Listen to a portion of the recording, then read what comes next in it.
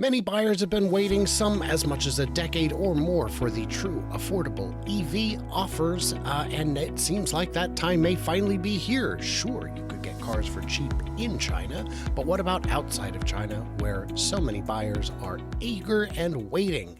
That's what we're going to talk about today. I'm Brian. Welcome to Futuraza.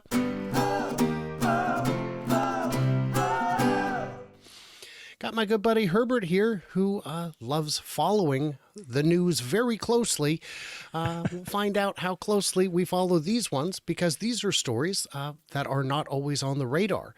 I know you saw this one, but Hyundai has opened pre-orders for its new Casper Electric EV starting at $23,000, which could be $15,000 with rebates, depending where the batteries are coming from. This is in Korea. It'd be $22,800, but with rebates, it could be $14,500. Looks cute, looks small. What are you thinking about this? Great car, great car. Hyundai and Kia, great car. I mean, Hyundai and Kia are incredible companies. Many analysts and experts that I've been talking to think that they're second to Tesla. They're really following along. So I would give this a lot of attention. I would make sure I want to know how this car is doing, but I have high hopes, high expectations. This car will do well. It looks like it's going to hit the right segmentation with its price point, its size, and its capabilities. If we take a look a little bit more on that, it looks like that it's going to just be right along there, right? It's just slightly under 196. It would have been nice if it was 221 miles. It depends on the trim, right? Sure. So not only can it, of course, charge through the sweet spot of the curve in 30 minutes, I would expect that, but it also includes vehicle-to-load capabilities. If you live somewhere where the power is not consistent, this is a done deal. If you know that if you live in a place where you have rolling blackouts, this can change your whole life. I'm sure you and I have both known people who work remotely. Oh my gosh. Who have to deal with that. I've got a deadline and I've got no power. Well, guess what? You've got power. And even with I this, wish Tesla would do that, because we just had a blackout here in Seattle, Washington, and then I had to get into my Tesla to charge my phone, right? Because it was dying. And then I'm not able to do a show because the lights are out, internet's out. If I could plug in my Tesla and act as a battery for the house for a period of time, I would just love that. It would be wonderful. Now, Hyundai and Kia are making very real, serious cars. They've got their plant in Georgia that's going to be coming online a year ahead of schedule. These guys are looking to be very serious players. And even if the Korean market isn't all in on electric, they understand that it's an international market and that they need to cater to what the rest of the world also wants, which is, of course, full electrification. And can we also please get it immediately? So this is going to be a good one.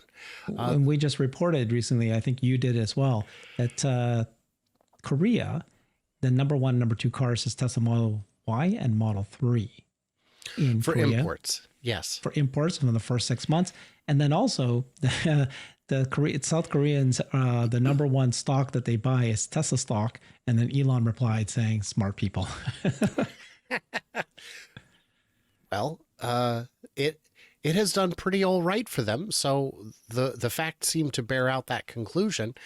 BYD is got their new 2025 Dolphin, same $14,000 price tag, but with more range.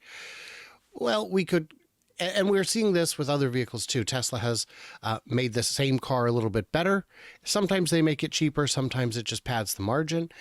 But the new Dolphin at $13,700 in China will have a bigger battery with a little bit more range. And I think you might have covered this as well with Hans. It's got 4 trims. So, I mean, it seems to stretch it here. But look at the price points. It's only from $13,900 to $18,000. The highest premium price point for this is $18,000 US. And this is, look, yeah. This is the take a look Dolphin. at the range.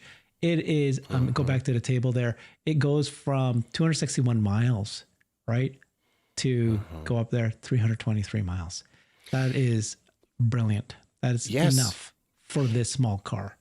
It is. And this is LFP Good looking batteries, so car. you can charge them to 100%. I agree it looks Yeah. good.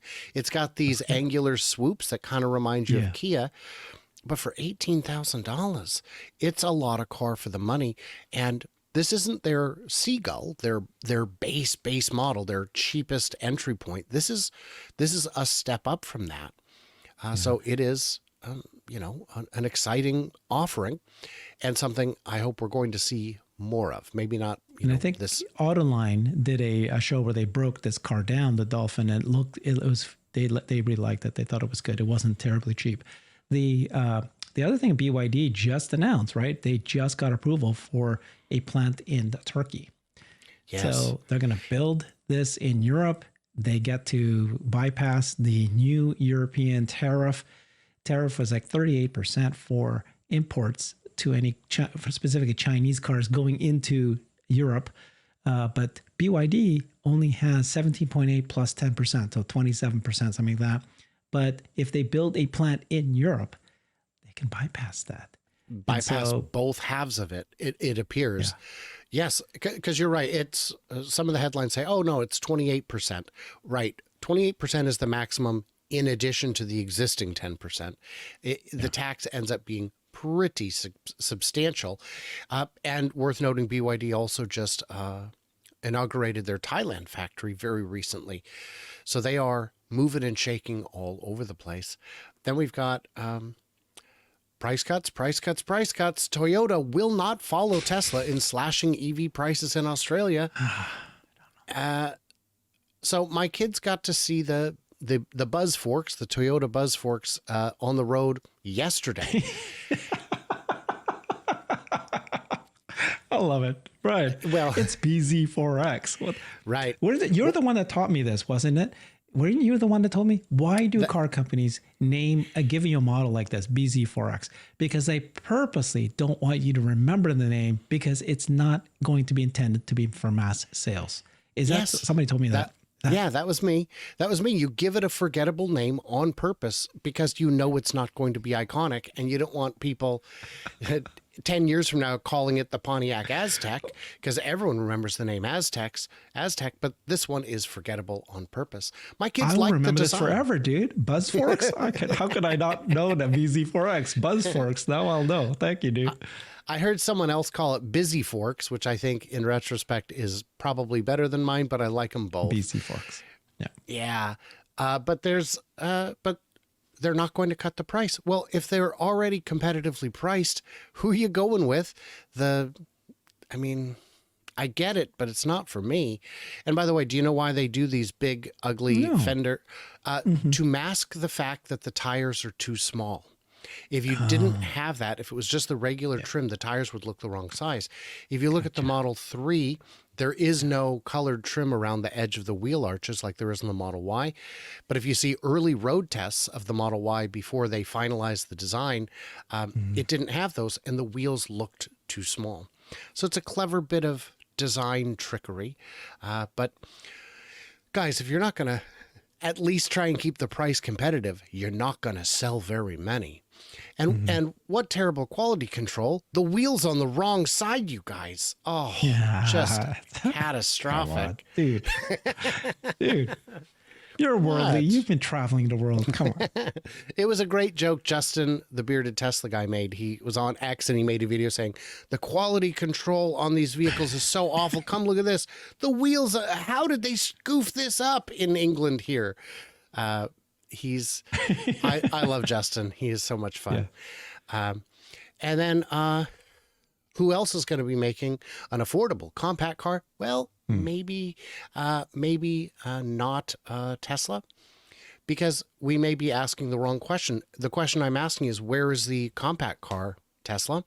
And the answer may be, you're asking the wrong question, because what's cheaper than a $25,000 or $15,000 car, but one that you don't even have to buy?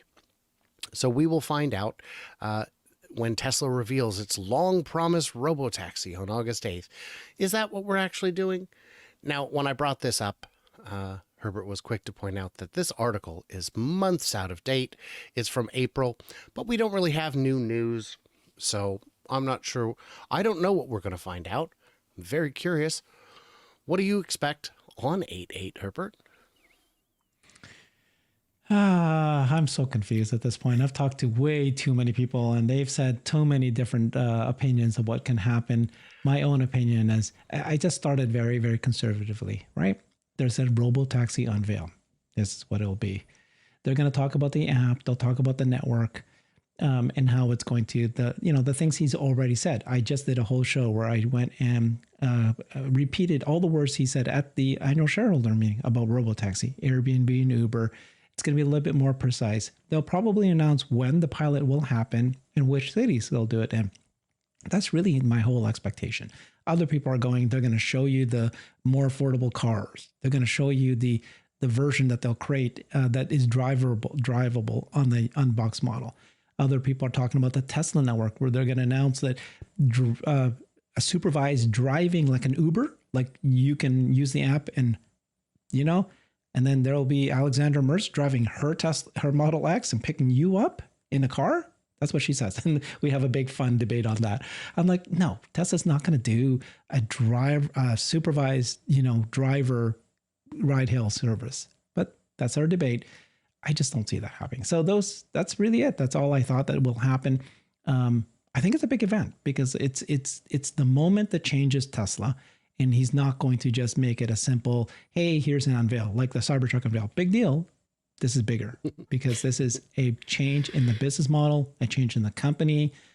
But I'm not expecting anything more than what I've just said. So, well, I think I think you're right. I share your vision. I think rolling out a Uber light service would be lacking in scale and ambition. And if we know anything, it's that this version of Tesla is all about extreme scale. Yeah. And that'd be interesting and fun, but I don't think the scale would be remotely extreme enough. I have a conversation coming up that I recorded yesterday with Kristen, with K10, where we discuss at length some of our hopes and dreams about what we could see on August 8th.